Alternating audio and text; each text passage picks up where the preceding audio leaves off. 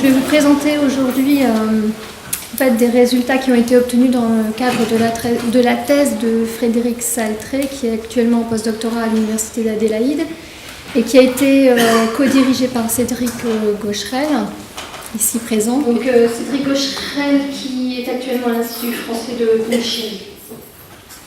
Alors dans ce travail, on s'est intéressé au hêtre, espèce un peu emblématique de nos forêts tempérées, qui fait couler pas mal d'encre en fait chez les écologues, avec le nombre d'articles sur le hêtre est particulièrement élevé comparé à d'autres espèces d'arbres.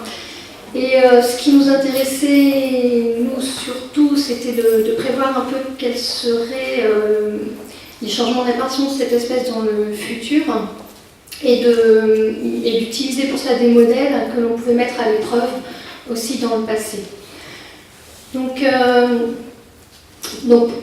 on s'intéresse au changement futur puisque le changement climatique est en train de perturber à l'échelle planétaire la répartition de quasiment tous les organismes vivants. Alors chez les espèces fixées comme le hêtre, et qui ont des temps de génération longs, on ne voit pas encore de changement très notable de répartition. Cependant, on a quand même des signes, notamment sur des gradients d'altitude, et en particulier dans les marges sud de la répartition de cette espèce. Nos collègues catalans, qui étudient le hêtre dans sa marge sud, ici dans les Pyrénées catalanes, sur le mont Cenis, voient depuis quelques décennies des changements de végétation s'opérer le long du gradient d'altitude, et notamment ils voient une progression du hêtre vers les sommets qui remplace le sapin pectiné, et lui-même le hêtre se fait remplacer en bas du gradient par du chêne vert. Alors il faut être prudent quand on analyse ce genre de données sur des espèces forestières. En particulier ici, il y a aussi un effet de la déprise pastorale qui fait que la forêt recolonise en haut du gradient, mais les collègues ont étudié aussi sur le mont Cenis le fonctionnement de ces forêts de hêtre, et ils montrent en particulier que le réchauffement qui a lieu dans cette région, que l'on voit ici, et qui ne s'accompagne pas d'un changement des précipitations, donc génère un stress hydrique accru pour cette espèce qui est sensible au stress hydrique et qui est responsable d'une diminution importante de la croissance du hêtre dans cette région. Par ailleurs, on a aussi des données génétiques maintenant sur ces populations qui tendent à montrer qu'une sélection s'opère du fait du réchauffement climatique. On voit des changements dans les fréquences alléliques de gènes qui seraient impliqués dans la réponse à la température qui ont lieu. Alors, donc, c'est les changements de répartition à l'échelle planétaire. On a de nombreux maintenant documentés, et en fait, on s'aperçoit que la réponse des espèces peut être très variable. C'est-à-dire, on a à la fois des shifts de l'ensemble de la répartition, ou alors une extension sur le front. Alors si on est en latitude-altitude sur les fronts nord, une contraction, c'est-à-dire une extinction sur les fronts sud, ou seulement parfois un shift dans l'optimum de présence de l'espèce. Alors si la plupart des espèces, la majorité des espèces montrent ce type de changement, on a aussi quelques espèces qui montrent des changements en sens opposé. Si on a cette telle variabilité de réponse entre espèces, c'est pour plusieurs raisons. Tout d'abord parce que selon où se trouve cette espèce actuellement, le changement climatique n'est pas forcément le même d'une espèce à une autre. On a vu tout à l'heure dans le premier exposé que le réchauffement n'était pas homogène sur l'ensemble de la Terre. Ensuite, ces espèces sont plus ou moins sensibles à ce changement qu'elles subissent. Et donc, et aussi, elles sont plus ou moins capables, on l'a vu dans l'exposé d'Ophélie, plus ou moins capables de s'adapter à ce changement, s'adapter en termes de plasticité phénotypique, mais aussi de microévolution et enfin de migration. Donc pour échapper à un changement qui n'est plus tolérable. Et puis, si vous rajoutez à tout ça tout ce qui est aussi changement d'utilisation des terres, fragmentation des habitats, dégradation des habitats, pollution et les interactions biotiques, on peut dès lors comprendre pourquoi on peut observer une telle variabilité de réponse dans les changements de répartition que l'on observe actuellement entre espèces. Donc, pour pouvoir répondre à la question où seront nos espèces dans quelques décennies et quelques siècles, on met en œuvre des modèles, donc Ophélie en a parlé, des modèles qu'on appelle les modèles de niche. La plupart du temps, ce sont des modèles statistiques qui mettent en relation les variables de l'environnement avec les répartitions observées actuelles de l'espèce et que l'on utilise pour faire une projection dans le futur pour obtenir ce genre de carte que vous voyez ici. Donc là, c'est pour parler un peu autre chose du être, j'ai mis une carte du chêne pédonculé. Donc c'est une projection obtenue à l'aide du modèle Biomod développé par Wilfried Thuillier. Donc les zones rouges, ce sont des zones d'extinction potentielle et en bleu vert foncé des zones de colonisation potentielle. Donc ce sont des cartes potentielles de présence de l'espèce, hein, et donc les questions qui nous animent maintenant et qui font l'objet aussi de cet exposé, c'est de savoir à quelle vitesse les espèces vont être capables de coloniser ces nouveaux territoires qui s'offrent à elles et également combien de temps elles vont pouvoir survivre en fait, dans les régions où on prédit qu'elles vont s'éteindre. Il y a d'autres questions qui nous animent, mais là, comme c'était l'objet de l'exposé d'Ophélie, c'est juste pour mentionner qu'avec ces modèles également, on peut s'intéresser aux capacités d'adaptation et d'évolution des espèces, et notamment pour savoir dans quelle mesure la microévolution peut permettre soit d'accélérer la migration, si on s'intéresse aux traits de dispersion, soit de ralentir les extinctions. Voilà, c'est ce dont Ophélie a déjà parlé. Donc pour faire ce genre de projection, de quoi on a besoin? On a besoin de modèles qui soient capables de décrire la niche fondamentale, enfin la répartition potentielle, c'est-à-dire la niche fondamentale de l'espèce. C'est la sphère abiotique représentée ici, donc les conditions environnementales qui permettent aux individus d'une espèce de survivre et se reproduire indéfiniment. Mais on devrait aussi pouvoir prendre en compte la sphère biotique, donc toutes les interactions que cette espèce peut avoir avec d'autres espèces et qui vont affecter sa survie ou sa reproduction. Et enfin, la sphère mouvement, donc qui représente les capacités de dispersion, de migration de l'espèce et qui vont permettre à cette espèce ou pas de pouvoir coloniser des environnements qui se retrouvent à l'intérieur de sa sphère abiotique. Donc ça, c'est le diagramme de BAM, de Soberon, qui résume un peu tout ça schématiquement. Donc on doit pouvoir modéliser tout ça. Alors aujourd'hui, on va se focaliser sur ces deux sphères,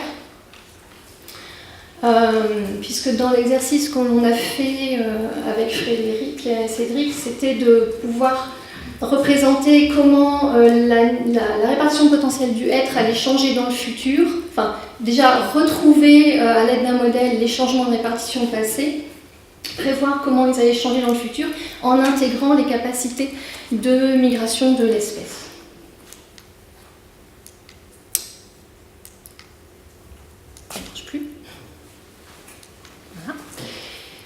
Alors, pourquoi on a voulu faire cet exercice? Parce que jusqu'à présent, les modèles de niche que l'on utilise appliquent soit un scénario de non-migration, c'est-à-dire sur cette carte ici, vous voyez des changements de biodiversité à l'échelle de l'Europe en faisant l'hypothèse que les espèces présentes ne sont pas du tout capables de migrer. Et dans cette autre carte, une hypothèse de migration instantanée où les espèces suivent instantanément le changement climatique. Donc on voit qu'on a deux cartes assez différentes. Et lorsque l'on produit la même carte avec un scénario climatique différent, avec migration instantanée, on voit que la différence entre scénarios est bien moins importante que la différence entre scénarios climatiques, que entre scénarios de migration, entre guillemets. Donc l'incertitude que généraient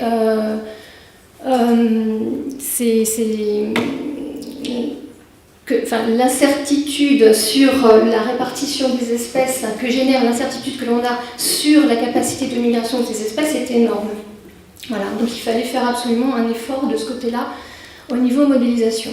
Donc nous, on a utilisé un modèle, donc je ne vais pas rentrer dans le détail, Ophélie en a déjà parlé, un modèle qui s'appelle Phénophite, qui n'est pas un modèle statistique, c'est-à-dire qu'il va modéliser le fonctionnement d'un arbre, c'est-à-dire qu'on va essayer de reproduire le plus finement possible un certain nombre de traits, en particulier la phénologie, et la réponse à des stress. Donc ce sont, juste pour l'écrire un peu plus précisément, on va décrire, prédire en fonction des conditions de l'environnement, c'est-à-dire température, précipitation, rayonnement, conditions de sol à une échelle, là on a des données qui sont journalières, hein, on simule le fonctionnement de l'espèce sur un pattern journalier au cours de l'année et on va reproduire son cycle de développement très précis, quand est-ce qu'il va faire ses feuilles, quand est-ce qu'il va fleurir, etc.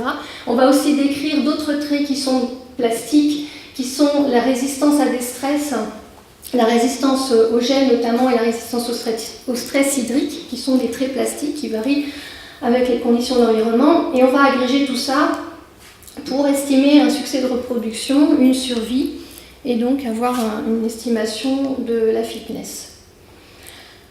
Donc voilà ce que prédit le modèle une fois qu'il a été ajusté sur des données des différents traits que l'on modélise pour le être. Et voilà la répartition du être telle qu'on la connaît dans les bases de données de répartition. Donc on a une concordance, on va dire, qu'on trouvait satisfaisante en tout cas pour faire l'exercice. Et puis, donc à Phénophite, il fallait rajouter un modèle de migration. Et donc là, sur une idée de Cédric, on a essayé de mettre en œuvre un nouveau type de modèle de migration. Je ne vais pas rentrer dans le détail, mais simplement essayer de vous donner l'idée. Un modèle de migration basé sur les processus ponctuels, c'est-à-dire qu'on va essayer d'utiliser en fait la structure spatiale qui caractérise chaque espèce au sein d'un peuplement pour extraire une fonction qu'on appelle ici potentiel d'interaction, qui va décrire en fait les interactions entre tous les arbres ou entre des cohortes d'arbres. Et cette fonction, que l'on met en œuvre ensuite à travers d'un processus ponctuel, est capable de reproduire la structure spatiale de l'espèce, telle qu'on la voit dans les peuplements. Et donc l'idée de Cédric, ça avait été d'utiliser cette information pour simuler une migration, c'est-à-dire techniquement, on met en place des nouveaux individus dans le paysage de manière à reproduire la structure spatiale que l'on observe pour cette espèce grâce à cette fonction. Et ainsi donc générer de la migration. Donc ici, on s'intéresse à la migration d'arbres. Donc on prend en compte les processus de dispersion, mais aussi de post-dispersion, donc le recrutement et les compétitions intraspécifiques. Donc pour faire ça, il fallait pouvoir calibrer cette fonction de potentiel d'interaction. On est allé chercher des données de collègues italiens dans les Alpes italiennes, où on a des peuplements de hêtres en front de colonisation. Donc voilà les données, donc ce sont des données de positionnement d'arbres, desquelles on a extrait ce potentiel d'interaction. Et puis on a fait un changement d'échelle aussi, puisque nous on voulait pouvoir travailler à l'échelle de l'Europe sur 12 000 ans. Donc on est passé à une échelle cohorte, et on extrait un potentiel d'interaction de cohortes d'arbres. Voilà. Donc voici tout d'abord sur 12 000 ans le changement de la répartition potentielle du hêtre en Europe. Donc ici c'est Phénophite uniquement qui est mis en œuvre. Alors ce que l'on voit sur la carte, donc les dégradés de couleurs, ce sont en fait l'indice de fitness, donc on peut assimiler une probabilité de présence, et les petits points noirs, ce sont des données d'enregistrement de pollen fossile du hêtre. Donc ce que l'on voit sur ces cartes, c'est qu'on a un déséquilibre sur la face ouest de la répartition du HET, c'est-à-dire que la vitesse du climat change beaucoup plus rapidement que la répartition de l'espèce telle qu'on est capable, enfin telle qu'elle a été enregistrée en tout cas dans les sédiments, par les pollens. Et par contre, sur la face est, on a quelque chose qui est beaucoup plus en équilibre. L'espèce progresse de façon apparaît en équilibre avec le climat, c'est-à-dire qu'elle progresse à peu près à la même vitesse que le climat. Donc les aspects d'équilibre avec le climat, même pour une espèce, ça peut ou pas être vérifié selon là où on se trouve dans la répartition de l'espèce. Et en particulier, ce déséquilibre que l'on voit ici, c'est qu'on a une progression très rapide sur les régions de plaine, alors que sur la face est, on est sur des régions montagneuses où la vitesse spatialement du climat se fait du coup plus lentement. Alors, pour mettre en œuvre le modèle de migration, il nous fallait faire des hypothèses parfois un peu lourdes sur où était le être au début de nos simulations. Donc le début de nos simulations, c'était moins de 12 000 ans.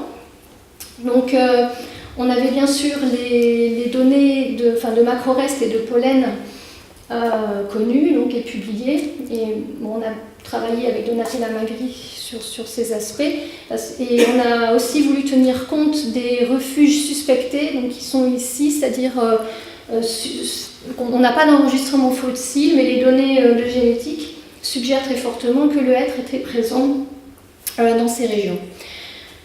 Donc nous, on a fait les simulations en tenant compte, en fait on a fait les deux cas de figure, mais dans les résultats que je vais vous montrer, ce sont les résultats obtenus avec les refuges majeurs et suspectés. Donc voilà le résultat ici sur cette deuxième ligne. Donc voilà, vous voyez la progression du hêtre en rajoutant la migration de l'espèce. Donc on est relativement en bon accord avec les données fossiles. On est un peu en retard ici à la fin de la série. Ce qu'on peut noter de par ces résultats de simulation, c'est le déséquilibre que j'ai déjà mentionné entre la partie nord-ouest, déséquilibre entre l'espèce et le climat. Donc ici vous avez la migration du climat seul et ici de l'espèce, donc sur la face nord-ouest et sur la face nord-est. Donc voilà, le climat lui il a migré en moyenne à une vitesse de 680 mètres par an, l'espèce de 180 mètres par an, alors que sur la face est, on a à peu près la même vitesse en moyenne d'évolution du climat et de l'espèce. On a voulu aussi vérifier que les routes de migration du coup, que l'on simulait étaient à peu près correctes. Donc pour cela, on a comparé avec les données génétiques donc de Donatella Magri. Donc c'est ce que vous voyez sur cette carte ici, les différents groupes d'isozymes identifiés pour le hêtre. Donc ici, ce que vous voyez, ce sont à chaque fois des différentes régions colonisées par un ou deux refuges desquels on est parti dans les simulations. Donc par exemple, ce refuge-là a recolonisé jusqu'ici. Et puis si on rajoute sur cette carte les groupes isozymes, eh bien on voit qu'on n'est pas trop mal. La seule chose qu'on ne reproduit pas correctement, c'est la frontière ici entre ces deux groupes, qui est un tout petit peu décalé vers l'est ici. Et puis le passage, voilà, ce groupe-là qui est passé à un moment donné de l'autre côté ici en Bretagne, c'est-à-dire avant l'arrivée de ce groupe-là, et nous il arrive trop tôt. Il ne permet pas le passage du groupe 1 en Bretagne. Donc, bon, comme on était relativement satisfait de ces résultats, on a donc extrapolé, mis en œuvre les mêmes modèles avec des scénarios climatiques pour le futur. Donc c'est ce que vous voyez sur ces cartes. Donc sur cette carte ici, c'est l'aire de répartition, le changement d'aire de répartition potentielle. Donc en rouge toujours les zones d'extinction. En bleu, les colonisations possibles. Et puis ici, les changements de répartition réalisés tenant compte de la migration, d'une part, de façon dynamique, année après année, et ici en rajoutant aussi le changement d'utilisation des terres de manière dynamique également. Alors, les chiffres que vous voyez là, ce sont les changements de répartition entre futur et présent. Donc, c'est-à-dire que la répartition potentielle, bien qu'on ait des extinctions potentielles assez massives, la répartition potentielle du être a tendance à augmenter un peu dans le futur, selon ce scénario. C'est un des scénarios les plus pessimistes ici qu'on a utilisé. Alors que la répartition réalisée, elle, est fortement diminuée, et encore plus quand on prend en compte les changements d'utilisation des terres. Ce qu'il faut chercher dans ces cartes, ce sont des petits points noirs. Vous les voyez ici dans les zooms qu'on a réalisés dans certaines zones. Donc ces petits points noirs, ce sont les pixels. Là, on est à 8 km par 8 km de résolution sur ces simulations. Ce sont les pixels que le être a effectivement colonisés au cours de la simulation. Donc il y en a très peu.